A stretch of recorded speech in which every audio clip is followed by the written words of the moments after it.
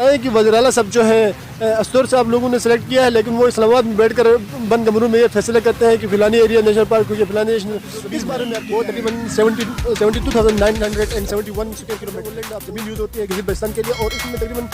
30% جو ہے نہیں ہوا بند کمروں میں آ کر فیصلے ہوئے، جس سے جیسے کہ آپ سن رہے ہیں کہ میں ہوں کرٹیکل انڈیکس سے خالد معراج، اور آج ہم آپ کے پاس آئے ہوئے ہیں کہ مولانا صاحب سے گفتگو کرنے کے لیے۔ مولانا صاحب علماء ہند کے صدر ہیں لاہور میں، اور اس سے کچھ گفتگو کر رہے ہیں کہ نیشنل پارکس کے حوالے سے، کہ جیسے کہ آپ سب کو پتہ ہے کہ گلگت بلتستان میں آج کل یہ بہت بڑا ایشو چل رہا ہے کہ نیشنل پارک کے حوالے سے، اور اسپیشلی استور میں یہ بہت بڑا ایشو کریٹ ہو گیا ہے نیشنل پارک کے حوالے سے، کہ لوگ کہتے ہیں کہ نیشنل پارک کی وجہ سے کافی سارے مسائل ہو رہے ہیں۔ کیا مسائل ہیں اور اس میں اس کے نقصانات کیا ہیں، اس کے فائدے کیا ہیں، اس سلسلے میں ہم جاننے کی کوشش کریں گے۔ جی مولانا صاحب، آپ اس کے بارے میں کیا پہلے تو آپ حضرات کا شکریہ کہ آپ نے ہمیں موقع فراہم کیا، آپ کے اور آپ کی پوری ٹیم کا میں تہہ دل سے شکریہ ادا کرتا ہوں، جو کہ آج ضلع استور میں نیشنل پارک کے بارے میں جو گفتگو چل رہی ہے۔ نیشنل پارک کے جو پاکستان کے قانون کے مطابق وہاں کے مقامی لوگوں کے، وہاں کے جو باسی ہے ان سے رائے لینے کے بعد نیشنل پارک کا درجہ دیا جاتا، اور وہاں کے مقامی لوگوں کو ایسا نہیں ہوا بند کمروں میں آ کر فیصلے ہوئے، جس سے وہاں کے مقامی لوگوں کے جو حقوق ہے وہ پامال ہو چکے ہیں۔ اس لیے اس وقت پوری استوری قوم سراپا احتجاج ہے، تاکہ نیشنل پارک کے اندر جیسے دوسرے پارکوں میں دوسرے لوگوں کو حقوق ملتے ہیں، اسی طریقے سے استور کے عوام کو بھی حقوق ملنا چاہیے۔ کچھ گورنمنٹ اس طرح سے کہہ رہی ہے کہ ہم نیشنل پارکس وہاں کی جنگلی حیات کی حفاظت کے لیے اور جنگل کی حفاظت کے لیے کہتے ہیں۔ کیا اس کے لیے اس سے اچھا نہ ہوتا ہے کہ وہ اب ہمارا فاسٹ فورس کو بڑھاتے ہیں، اس میں بھرتیاں کرتے ہیں اور اس سسٹم کو مضبوط کر لیتے ہیں، تاکہ اس سے ہمارا جو علاقائی لوگ ہیں ان کے درمیان جابس بھی پیدا ہو جاتی ہے، اور ان کے درمیان میں کیا کہتے ہیں یہ محرومیاں بھی ختم ہو جاتی ہے۔ کیا اس طرح سے پاسبل نہیں ہے؟ جیسے کہ آپ حضرات کو معلوم ہے، نیشنل پارک کے درجہ دینے کے بعد وہاں کے جو مقامی لوگ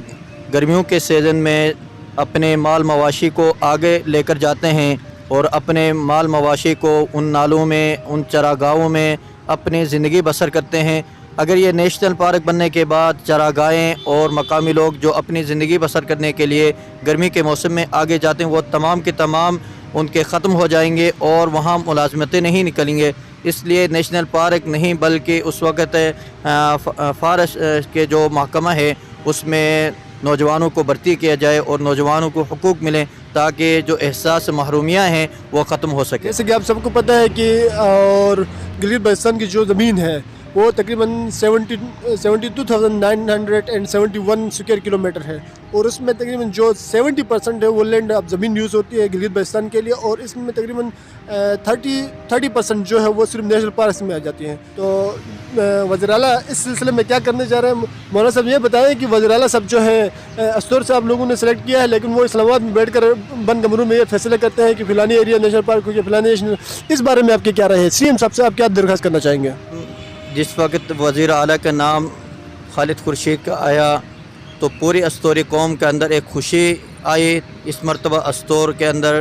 ڈیولپ ہو جائے گے، اور استور کو اس مرتبہ بہت سارے کاموں میں، ہیلتھ میں اور اسی طریقے سے تعلیم میں اور دیگر ترقیاتی کاموں میں استور والوں کو نوازا جائے گا۔ مگر سی ایم بننے کے فوراً بعد وہ اسلام آباد کے بند کمروں میں آ کر اپنے فیصلے سرزد کر رہے ہیں، جس سے پوری استوری قوم اس وقت مایوسی کے مبتلا ہے۔ اور خصوصاً ہم سی ایم صاحب سے مطالبہ کرتے ہیں، ہم جس گاؤں سے تعلق رکھتے ہیں پرشنگ کھمرول سے، وہاں پر 3 پاہروز ہیں۔ 3 پاہروزوں کو بجلی جو سی ایم صاحب اور منسٹر فوڈ کے جو منسٹر صاحب ہے شمس الحق لون صاحب نے اپنے بیان اور احکامات جاری کیا کہ وہاں کی بجلی استور اور دیگر چیزوں کو مہیا کیا جائے۔ اس سے پرشنگ کی پوری قوم اس وقت احساس محرومی میں مبتلا ہو چکی ہے۔ ہم سی ایم صاحب سے اور منسٹر صاحب سے ان کو یہ ریکویسٹ کرتے ہیں کہ سب سے پہلے پرشنگ کو بجلی دی جائے، اور پرشنگ کے ملازمتیں بھی پرشنگ کے لوگوں کو دیا جائے، مشک کے لوگوں کو ان کو ملازمتیں دی جائے، اور کھمرول کی جو زمین لگی اسی طریقے سے शुगरत और हुकूक के जो लोगों की ज़मीनें लगी उनको मुलाजमतें दी जाए ताकि वो लोगों के जो एहसास महरूमियाँ हैं वो ख़त्म हो जाए। और आज तक जो भी मुलाजिम लगा है तो वो अपनी मंशा के मुताबिक जो अंदर लोग बैठे हुए वो अपने बंदे लगाते हैं, जिसकी वजह से हमारी जो ज़मीनें खमरूल के अंदर लगी है वहाँ के अखरोट के दरख्त को काटे गए, इसी तरीके से ज़मीनें लगी। और जिन लोगों की ज़मीनें लगी आज वो कागज़ात हाथ में लेकर दर दर की ठोकरें खा रहे हैं मगर उनको मुलाजमतें नहीं मिली। इसलिए हम मिनिस्टर साहब से और CM साहब से उम्मीद रखते हैं कि परशिंग के लोगों के तमाम एहसास महरूमियाँ ख़त्म करेंगे और इंशाअल्लाह अल्लाह वाली जेल तक रोड भी लेकर जाएंगे। और जहाँ तक CM साहब से एक और बड़ा मुतालिबा है, हमारे लोग गर्मियों के मौसम में आगे नालों में जाते हैं और वो नालों के अंदर दोनों ईदें आती हैं और इस चैनल के वसाजत से हम CM साहब से और मिनिस्टर साहब से कहेंगे उन नालों तक